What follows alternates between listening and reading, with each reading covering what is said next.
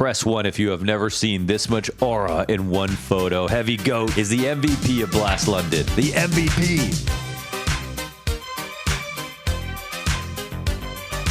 With a best-of-5 grand final victory over Vitality with a 2.04 rating on Train with this clutch. Did you see this clutch? He stopped the bomb, and then they get that rebuttal back, but nobody's picked up the bomb. It's time to plant, but HEAVYGOAT. Oh, it's right there in safety. HEAVYGOAT still has a chance at this clutch. It's the long con. Rob's tagged down to 72. That's both bodies spotted, and HEAVYGOAT trying to find his way into this. Either way, left and right. And as he crawls, he was thinking. He was thinking. What a clutch. He was thinking, man. HEAVYGOAT beating out Rops in that 1v2. Not just coming in to think that he could stop the bomb plant. He was thinking ahead every step of the way in this grand finals. He earned this, man. We casted a lot of the G2 games at this event. I got a very close-up look on HEAVYGOAT. He's playing so well under Saw. He's playing so well with G2, a team with no standout star. If HEAVYGOAT is going to win MVP, all jokes aside, you've got a team now that you've got basically 4 or 5 players that can have pop-off games. You really can. And I have 4 or 5. I mean, I'm talking about Hunter. I think he was probably the most important player of this event. From the calls, the tack pauses with Saw absolutely helped, but he never really got a call where they ran out of time, where they were slow to something, where they had a really big misread. None of that. Hunter was an excellent IGL for this event. Sun Pius, if anything, was the heaviest player, and he had pop-off games. Once they figure out how to activate that Sun Pius top 6 in the world level op, this G2 lineup is actually going to clear any lineup that they've ever had.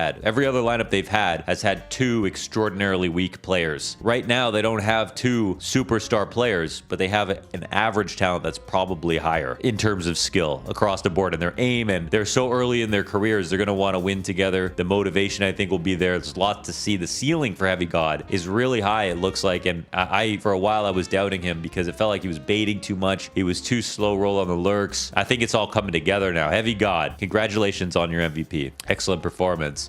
We got a prospect report dropped here from HLTV. This is really cool. Shout out to Nero and Lucas for this. Another quality article coming out of HLTV. And this is basically going over, it kind of feels like an HLTV top 20 article where they talk about some of the players that are coming up and who they have ranked the highest and what some of their backstory is, which is really cool. And I immediately thought, after seeing molodoy here as a second player, you know, molodoy was a sleeper pick and is now at the forefront of every conversation because Furia are playing so well. molodoy, you know, is showing us a level with the op. I think we saw, you know, the final game here wasn't great as soon as they got on stage, but in terms of his average performance versus really strong competition, he's a player who gets better if he plays better players. molodoy is exceptional. Fallen has said that he came in and he was basically plug and play. He was already ready to go. And Fallen's also someone who knows how to play extremely well with superstars, right? In history, he's played with Fur, Coldzera, himself was a superstar on that team. There's one other good player, FNX, that's who I forgot, who was an absolute superstar, right? And they had one support player in Taco. Everyone else, they managed to make space for 4 to get really good stats. He said, I didn't want to inject molodoy with my ideas of how to play the game. And that's coming from Fallen, someone who's persevered for so long. I was also doubting Fallen. How many more years does he have left in his career? Is he just here because he enjoys playing, but does he really think he'll get back to a peak? Well, Furia are looking like an outside contender for a major run in Bucharest, or in Budapest, excuse me. molodoy will have to be a part of that. He's competing in a rookie year right now with Kioske. Kioske is the most hyped prospect we've had since Donk. That is saying a lot. And molodoy, he's got more concrete victories and performances overall, but we are seeing some stage level issues for Furia. I was talking to Maui about this. He kind of, as I was saying, molodoy is a top 5 opera this year. And I was saying, well, right now Furia are actually kind of a liability on stage sometimes. And I think that this last event at Blast London only proved that further. If we look at the quarterfinal that Furia just had versus G2, this is a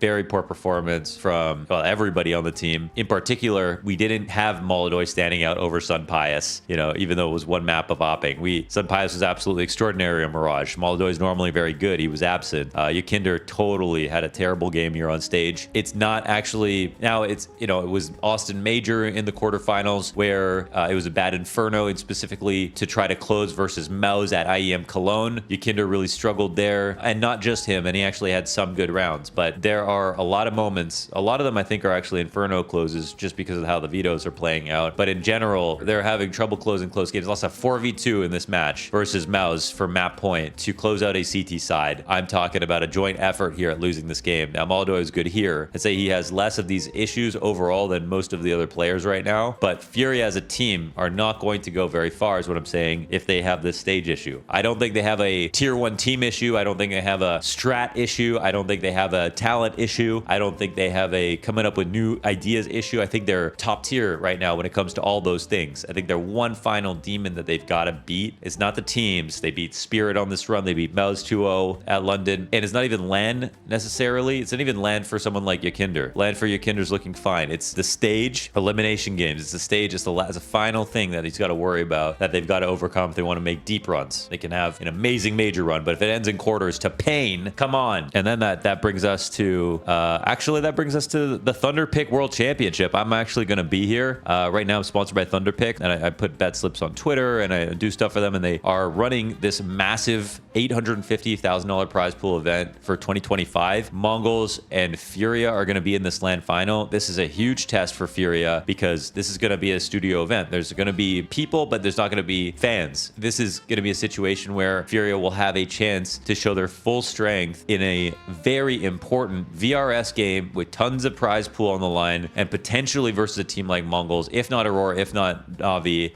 if not some crazy underdog. But this is the final that I'm expecting. This will be a very telling final to watch if it gets there. If it doesn't get there, then there's so many other problems to talk about. But if it does, this could be pretty exciting. It could also potentially be, so Mongols just lost today versus 3D Max. They're having a downtrend a little bit. This can be Furia's biggest victory maybe ever. We're talking about a team that won Espu. We're talking about a team that we're excited about in 2019 and never got better from there. They won a DreamHack Masters online in NA, not even EU. They have never been able to pull out a strong. Now they're getting very good. They're making deep runs, more playoff appearances, but the victories, a championship like this would be massive for Furia and would really validate the actual progress they've made, pickups that they've signed, the doubt that everyone has had, including for me. I mean, who hasn't doubted this lineup working, especially this quickly? So, this is what we're looking for. I'll be very excited to be here for the Thunder Pick World Championship to watch that. And we already talked about Furia and G2 here, but yeah, here comes a new contender, right? They get through Furia's storyline and like their chance to get to finals. They made it here. G2 are getting so good at this tournament. At this point, I predicted 5 maps. I predicted 5 maps. I thought Vitality would win in 5 maps. Maybe that's why I didn't actually predict who would actually win. But even it going 5 maps, I think would have been impressive for G2. And then they won on Train. They lost on Overpass, which was expected. But pulling out a best of 5 with a team this new is actually nuts. Versus the team who has played more best of 5s this year than anyone else. This is the first lineup to beat Vitality in a best of 5 grand final this year. Think about that series of criteria. It's extraordinary. And they had a comeback versus Spirit where they were 1 round away from losing Dust 2, came back, and then 13 won them on Ancient right after. They rewrote history. They could have lost so many times. It's actually amazing. So ready to like G2. And I hope that the G2 organization understands right now that, it's not about hating a team versus liking a team. The old G2 had Monesi and Nico. They were extremely likable. The reason that people hated them was because they always performed below expectations with the Snacks lineup or whatever. And even if they pulled out wins, it was always because of Nico and Monesi. It wasn't because of anybody else. It wasn't because of the team. Well, now you've got a team that's really good. And I think this should be a great reminder that everyone's ready to cheer for a top tier CS. Because there's no massive superstars on this lineup, okay? It's a bunch of guys working together to chip in to make something happen. But it's some of the most fun CS you'll ever watch. They're kind of like Mouse, but more exciting. Unfortunately, Mouse, I've never seen a team with less fans in top 5 probably in my life, getting just outright booed to smithereens at London. All right, you're wondering why Astralis is on the screen. A new ownership group have bought Astralis. So we're going to leave them floating. You've got a store in Tivoli in Denmark. Kalk and Jacob Christensen, who has founded Copenhagen Wolves, he's been around. Everyone's seen him sort of associated with Astralis for a long time, but he's been around since Copenhagen Wolves days. He's sold some good players. He's potentially been a really important and good part. He's also I think one of the co-founders or worked with Blast. Yeah, co-founding Blast before joining Astralis. So he's been in the game a long time. I think it had to be someone like this to be running a team like Astralis, who are just going to be very focused on Denmark and Danish connections and growing the scene over there. So Calc coming through, obviously Calc on NIP, it's like, you know, I think people were like, please, not Calc on NIP. There's a point you look at NIP's lineup and you go, well, they did sign a string of promising players, never made anything happen. I don't know. I think they just need some money here. Hopefully they just don't do anything stupid right now. They got Hooksy in place. The sad part about all of this is that actually, yeah, they've already done something stupid. Hold on. They already done something stupid. What am I talking about? Well, it's not their fault that stavn is on the bench. stavn says, I've expressed to the team and Astralis that I need a break. Health comes first, made a decision. Time to deal with some personal things. Okay, stavn is taking a break. It could be for any reason. We always have to have some grace when it comes to situations like this because not everyone's going to complain about really deeply personal issues and they could be very serious. We just hope that he gets better. stavn's individual impact, I think, was good. You know, I think he had some bad series here and there. I think he's not the same player he was in 2022. Prime heroic, those were his prime years. But I really liked still the way that he played. I don't think he changed too much. I think he tried to upgrade his aim potential a little more, which I think is where he's the most sloppy. No, he's not as good as he used to be. The benching is just a symptom. Okay, maybe this team would have got better over time and would have continued to improve if he stayed on it. We'll see, but this is something that you can't do anything about. So what do they have to come in?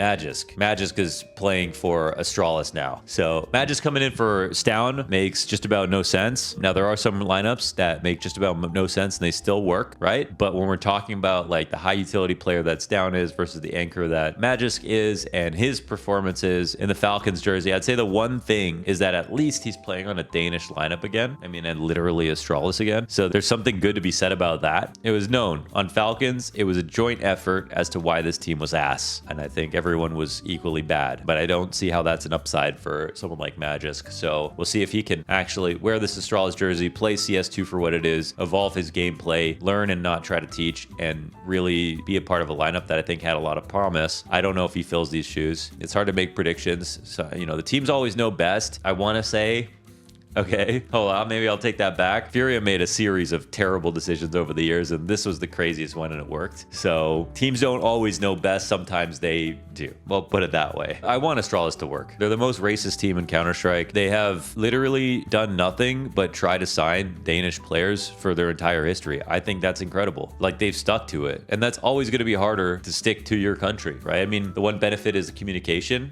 the culture, where you live, marketing, all that stuff. But like, you have a smaller pool. Denmark has a fairly big pool overall, but right now it's not that easy for Denmark. They don't have the same level of stardom. I think that Counter-Strike isn't as big as it used to be when Astralis were in their prime, obviously, right? Not too many people are watching the new Astralis going, I want to grow up one day and be like, I'm not going to call anyone out. I don't want to be one of these players. You know, I don't think they have that right now. Maybe still Device, obviously, but they got a lot of work to do. They're mega racist. I love that. I just hope that I hope they succeed. I like Astralis. Never liked the people working behind the scenes on Astralis, but the project as a whole, I'm a big fan. Always have been. Okay, let's see if they can pull it off. Also, I'd like to say you could have had Nut in my butt. Nut. Here's your anchor if you really wanted one. Nut. You could have squeezed this one out, Astralis. Think about it next time, okay? Nut. He was right there. And a message to all future pro players.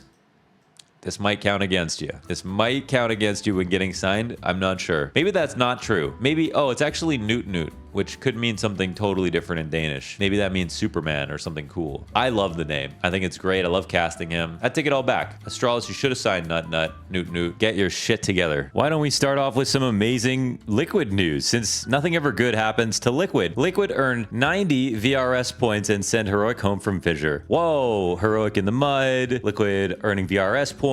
Nobody really knows how this works. No one really knows how many this is. It's sort of like Magic or Bitcoin or magnets, and you know, everyone just wants it. Everyone wants it. Bigger number, better. Maybe Liquid go to major. Maybe Liquid go closer, go major. 90 VRS. That's a headline right now because Liquid haven't seen numbers this big in many years. Okay, that's the positive news. The negative news, guys, Twistzz is benched. Twistzz is on the bench. And the crazy news, okay, because Twistzz is on the bench. Nobody knows who's coming into Liquid. Liquid are operating as a dead team, earning 90 VRS points with the help of Twistzz and, of course, Mr. Guy Nertz. He helped out a lot. Twistzz here on the bench now. Why is this happening? Was this always going to happen? Some of this kind of felt like it was going to happen. Boom. Time to put the chain back on Twistzz. The three Musketeers have been reunited, except Rops isn't here. So it's two Musketeers who both changed teams or got on the bench who came back to reunite. But we don't know who's joining Liquid and we don't know who's leaving FaZe. The only thing we do know is that Jacob has blacked out his Twitter profile picture. Jacob, this poor motherfucker who just joined FaZe, and actually I think honestly wasn't doing bad. I really don't think he was doing bad. I think it was nice to see some people get their roles back, and it felt like the team was, even without the firepower of Elijah, I think they were doing something pretty good for a second. I tweeted they were going to peak for Budapest, but I did this because I thought they were going to keep Jacob, and I like Jacob. I thought he was very promising. And also, I don't know, it didn't seem like Jacob was actually going to be the move here. It seemed like maybe it was going to be Rain, and it was going to be Kerrigan who ends up leaving the team. Some people said Kerrigan to coach, Rain on the team, Twistzz.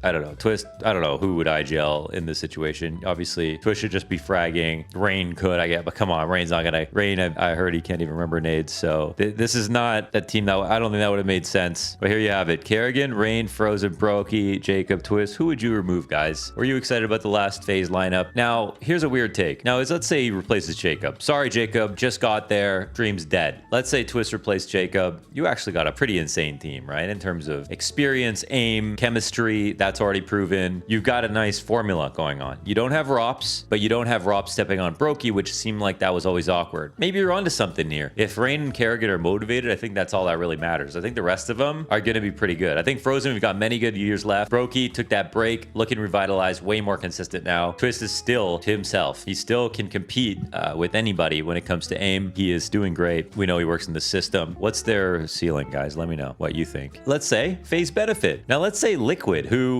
I feel Liquid with this composition, they should be already good. This is a team that they told Naf he can't quit, and they stayed on the team, and he's actually had a couple of bad games at first, couple of good games here and there. Did a good job in some important matches where Naf and Twistzz were the two Canadians that tried their hardest. Let's look at this Furia match. Twistzz and Naf right there, baby. 1.32, 1.31, carrying these damn Europeans, okay? But is this the problem? I watch Liquid play. I see good things. I am North American. I am Canadian, in fact. And so, yeah, I look at Liquid very closely. Microscope, Opscope 2X. I am fucking zoomed in on Liquid. Yes, I look at them a little bit more than other teams who are at their level. We all do, right? It's big org, history, superstars, everything. You want to see what's going to happen. What I'm trying to say, I think they can be really good. If Shuhei was a fraudulent caller, we would have found out when he played on Gamer Legion, okay? That team with absolutely nothing, and by the way, nothing after Paris. Paris was the closest that even Ash has ever gotten to a title. Gamer Legion peak at Paris. They don't win anything after that. Shuhei goes to Maus because he shows that with anybody he can make them good. We get Emma going to Navi. We get some great stories coming out of that. And I think the vibration right now is that I think Twistzz, he tweeted he was going home to go to FaZe. I think he can make FaZe better. I think Liquid can survive and actually maybe do better without him in a similar way that Elige maybe wasn't a correct fit on FaZe for the amount of space and everything. This could be a situation where, depending on who Liquid pick up, they still have a very strong quartet. They have the strong leadership. They keep the same good composition. Nertz, come on. We are not even at the prime of Nertz, right? We can't be. We know how good he can be. I think this is a situation where lessening the voices, I don't know, increasing, I think, the freshness of the team over on Liquid, and then for FaZe going back to what they know works. I think this is a situation both teams could benefit. I think a situation both teams could benefit. My main concern would be were FaZe kind of hitting a new stride that might even end up being better. That would be my only thing. And then I guess the other thing is we don't know who Liquid are going to pick up. Kassad said on Twitter, Liquid are going to pick someone up who will make them better. But you have Cooper saying on Twitter he thinks that Liquid could potentially benefit from this. A lot of people feel that way. It seems weird, right? Like that's the heart and soul of Liquid too. But he also had a lot of good years on FaZe. So okay, Twistzz leaves Liquid, joins FaZe. Gotta love Counter-Strike. There's news in the middle of the damn season.